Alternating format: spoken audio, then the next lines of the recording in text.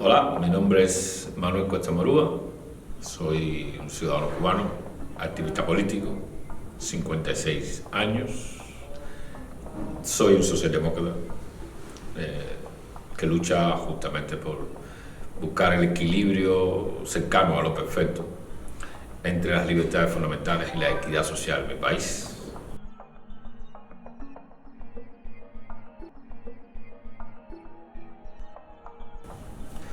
Yo creo que hay una combinación de causas.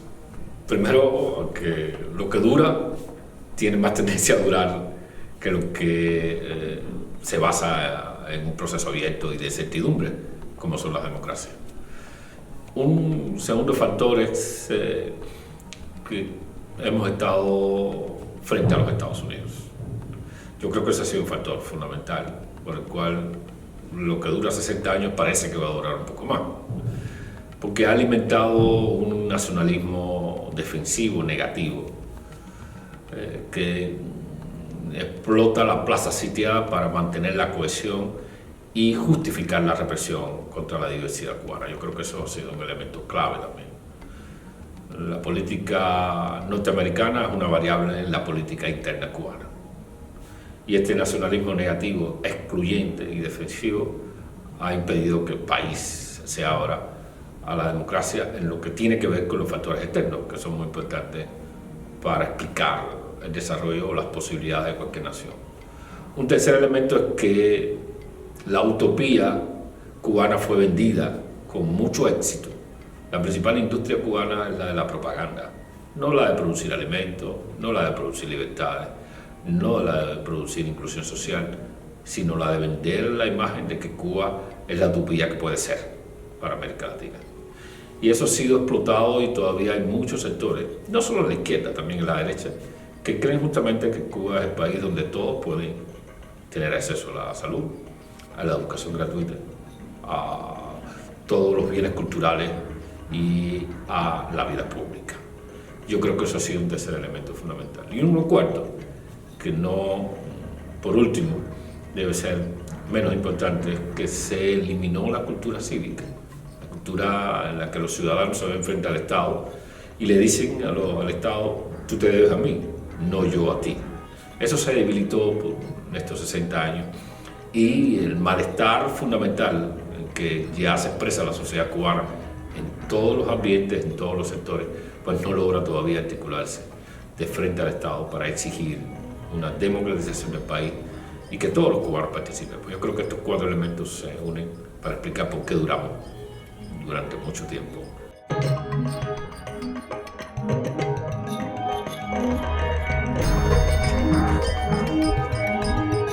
Todo eso ya está viniendo menos.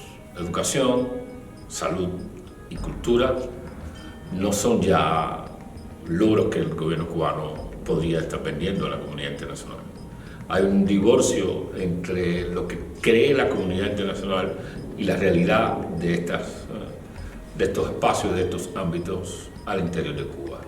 De hecho, una de las demandas en algunos sectores de la sociedad cubana es justamente tratar de lograr la libertad de expresión, las libertades fundamentales, justamente para proteger la posibilidad de que estos logros continúen siendo parte de la realidad cubana. Ya para alcanzar salud gratuita, educación gratuita y bienes culturales, hoy hace falta libertad de expresión para poder tener esto como una realidad. Cada vez que la producción cubana se vende al exterior, se pierde para los que vivimos en Cuba. Y hoy por hoy la salud es uno de los ítems que vende el gobierno cubano a la comunidad internacional, a muchos países de África. Pero en la misma medida en que se vende al exterior, se empobrece y se encarece para los cubanos. Se han cerrado en los últimos tiempos 68 hospitales. La educación decrece. No hay maestros de calidad. Fundamentalmente sale a relucir entonces un hecho fundamental, una educación hecha para adoctrinar, donde los cubanos no podemos leer todo lo que sabríamos y podríamos leer justamente porque conocemos el alfabeto y conocemos las matemáticas. De modo que yo creo que si bien muchos sectores de la izquierda creen que Cuba es el país que ofrece gratuidades, justamente en bienes sociales como la educación y la salud, yo les invitaría hoy justamente a que convivieran con nosotros para que vieran cuál es la realidad de estos sectores.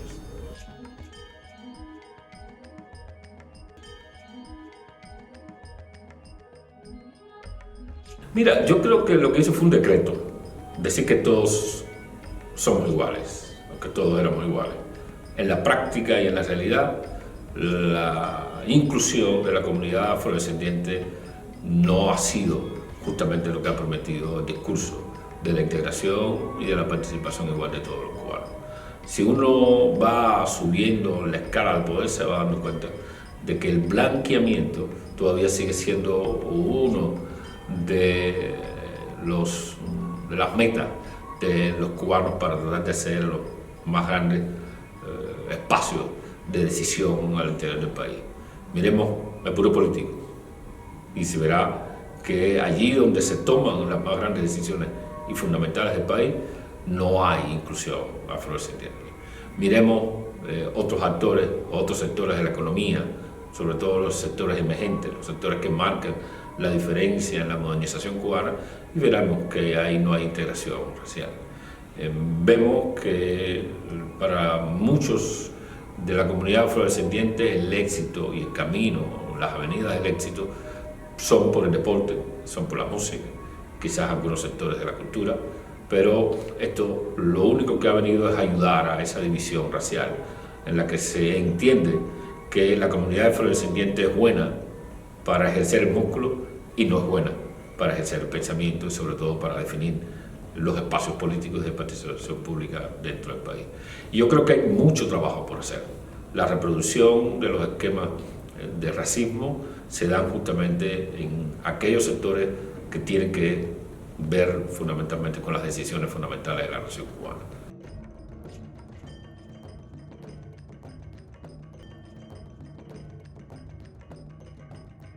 La posición de nosotros, la posición mía en particular, es muy clara desde que me inicié en el año 1991 en el trabajo por los cambios de la democratización del país.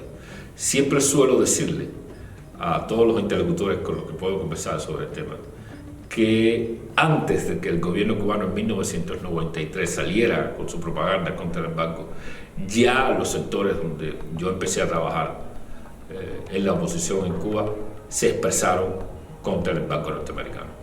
Desde 1991, y ahí contra los archivos, nosotros, los socialdemócratas cubanos, dijimos no al embargo. El embargo no ayuda, no es la manera en que los cubanos queremos que pueda y creemos que la comunidad internacional puede participar en el proceso y ayudar al proceso de democratización, y por supuesto tampoco ayuda por los cubanos. De modo que esa ha sido mi posición clara y la he venido sosteniendo durante más de 25 años. Lo mismo con el tema de la base naval de Guantánamo. Creo que debe ser devuelta a los cubanos. Eso es parte de nuestro territorio. Nos oponemos a la guerra, nos oponemos a las bases militares en el exterior y creemos que esta herida en la nación cubana, una herida que viene del siglo XIX, no es una herida del siglo XX, aunque la base comenzó a funcionar en 1902, pero creemos que esta herida debe ser zanjada, debe ser curada y que debe abrirse un proceso simultáneo al proceso de democratización en el cual esta parte del territorio nacional sea devuelta a nosotros los cubanos.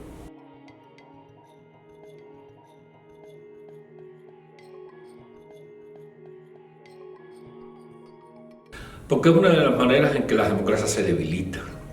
Cuando las democracias empiezan más en las políticas de Estado que en las bases que alimentan, que fundamentan la democracia, que son las libertades fundamentales, pues obviamente las democracias hacen justamente lo que uno tiene que hacer. Y eso ha sido uno de los grandes desafíos y una de las grandes conversaciones o discusiones que hemos tenido con actores democráticos en el mundo. La democracia se defiende cuando se defienden las libertades fundamentales. Y ahí hay una gran oportunidad de decirle al gobierno cubano, mire, nosotros nos oponemos justamente a las políticas restrictivas de aislamiento y de castigo que ha impuesto o han impuesto los Estados Unidos durante más de 50 años a Cuba, pero también estamos al lado de los demócratas cubanos y al lado de las libertades fundamentales. Y creo que ahí, en ese déficit, pues debemos trabajar todos. tratando de hacer entender de que la manera de alcanzar justamente un Estado nacional, un Estado democrático de derecho, que pueda incluso permitir la solución de conflictos como lo que supone el embargo norteamericano o las políticas restrictivas que imponen los Estados Unidos, pasa justamente por una demanda simultánea de eliminación del embargo y al mismo tiempo de eliminación del embargo interno, que supone respetar, promover, proteger las libertades fundamentales. Creo que hay una gran oportunidad de hacerlo ahora y una de mis labores es justamente tratar de convencer a las democracias de que justamente ese es el camino, la demanda simultánea de eliminación del embargo con la demanda al gobierno cubano de respeto a las libertades fundamentales y a los derechos humanos.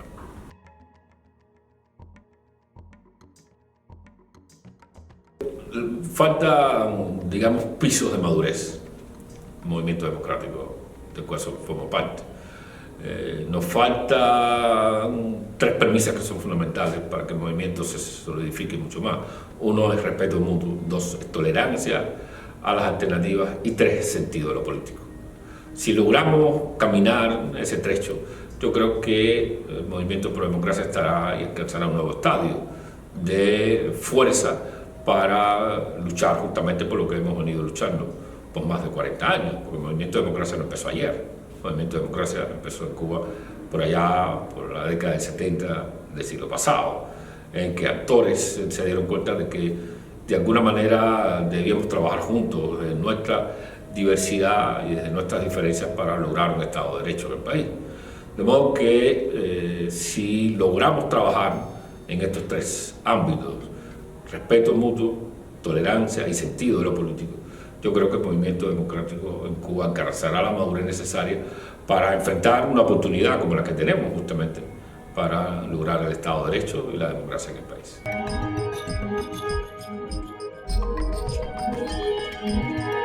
Yo creo que lo que se necesita es mucha presión ciudadana para que se inicie esta apertura política. El gobierno no tiene ninguna voluntad política de abrir un proceso democrático. No es una cuestión de convencimiento de las autoridades, es una cuestión de realidad política de las autoridades. Y mientras ellos crean que tienen todo el campo abierto para continuar en la reproducción de este modelo autoritario, que trata de definirse, está en un momento de transición entre totalitarismo y autoritarismo, en la medida en que ellos sientan que las circunstancias les ayudan, pues no van a abrirse a un proceso político. De manera que lo que falta es justamente construir esa presión ciudadana desde el interior del país, una presión que tiene que ser desde todos los frentes, pero que tiene que ser fundamentalmente política, en alianza con la comunidad internacional, para que entonces esta apertura de alguna manera se dé. No es un problema de desconocimiento, es un problema de empecinamiento de las autoridades en seguir reproduciendo el mismo esquema. Y en ese sentido yo creo que América Latina puede jugar un rol fundamental, Europa debe jugar un rol fundamental y por supuesto nosotros los demócratas cubanos debemos trabajar con mucho más inteligencia, mucha más fuerza para construir esa plataforma y ese escenario que lleve a la apertura política.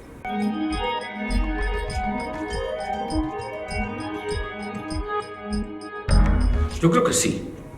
Yo creo que si utilizamos el espacio de los derechos y las garantías constitucionales que están reconocidos en la Constitución como un nuevo campo de lucha cívica y de lucha política para adelantar las transformaciones y los cambios democráticos, pues yo creo que esta Constitución nos puede ayudar muchísimo, con todas las limitaciones de esta Constitución.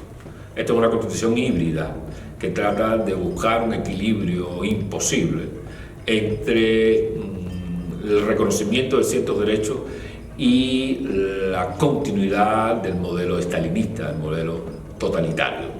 Y en esa tensión que supone o que significa todo modelo híbrido, yo creo que nosotros los ciudadanos podemos trabajar en esa dirección para romper esa tensión buscando un Estado de Derecho. Y la Constitución nos ofrece ese espacio. Eso es lo que explica la propuesta 2020 que estamos animando un grupo de ciudadanos diversos, de diversa ideología, de diversas visiones y perspectivas para el cambio democrático, pero que creemos que podemos utilizar la Constitución en esa dirección. Hay una serie de artículos que nos dan capacidad ciudadana para impulsar incluso transformaciones constitucionales y lograr que este espacio nos permita llevar a Cuba a un Estado de Derecho, que es fundamentalmente el desafío que tenemos. Tenemos un desafío como país, esto supone Estado de Derecho, y tenemos un desafío como nación, eso supone inclusión de todos los cubanos, los que están dentro y los que están fuera. Y desde esa perspectiva yo creo que la Constitución abre un campo interesante de trabajo.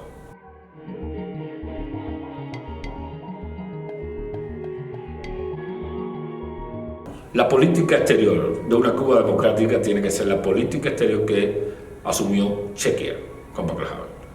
Una defensa irrestricta de los derechos humanos en el mundo, en América Latina, incluirlo no solo en la política exterior como política de Estado, sino también incluirlo en la Constitución y tratar de hacer lo que hacen muchas naciones que aportan su diferencia específica en el mundo.